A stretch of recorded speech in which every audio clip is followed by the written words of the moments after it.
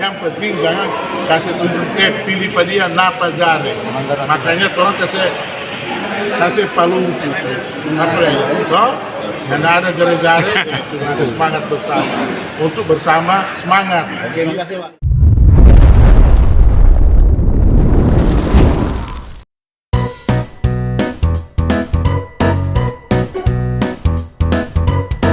Bupati Minahasa Selatan Evan Stephen Leo mendesak Bawaslu Minsel untuk segera melaksanakan sosialisasi dan penyuluhan terkait produk hukum yang harus ditaati dalam menghadapi pelaksanaan pemilu kada di Kabupaten Minsel tahun 2024 ini. Mengingat keterbukaan informasi publik khususnya produk hukum jelang pemilu kada di kabupaten ini merupakan kemendesakan yang harus diinformasikan kepada masyarakat sebagaimana amanat undang-undang, dan hal ini tidak dilakukan oleh Bawaslu selaku salah satu penyelenggara pemilu kada di kabupaten ini. Beredar spekulasi di masyarakat dengan tidak adanya transparansi terkait produk hukum dari pihak Bawaslu Minsel, diduga institusi ini seolah sengaja memasang jerat untuk sejumlah pelanggaran yang bakal terjadi dalam proses pelaksanaan pemilu kada khususnya di Kabupaten Minsel.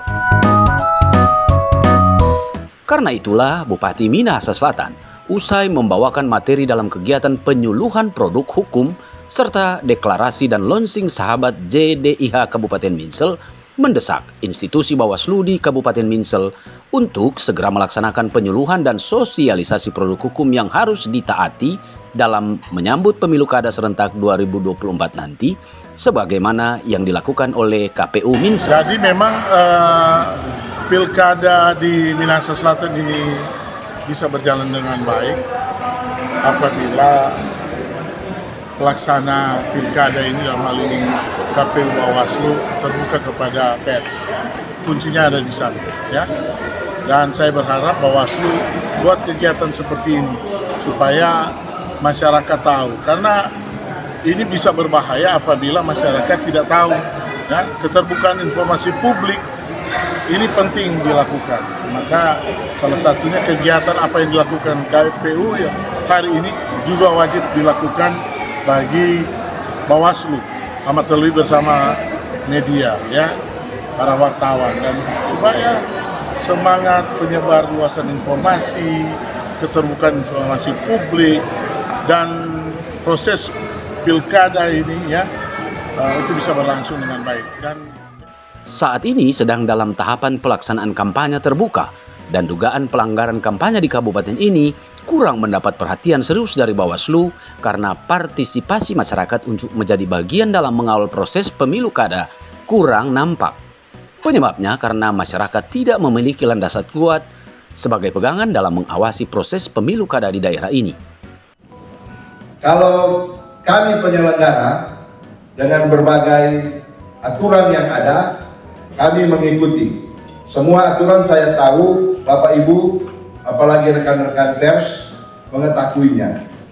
Sehingga ketika kami berjalan dengan bingkai yang ada, itu boleh menjadi patokan bagi semua kita, baik kami di KPU maupun seluruh badan ad hoc yang ada, nanti juga dengan KPPS, itu boleh melaksanakan dengan baik dan tidak ada yang melanggar aturan.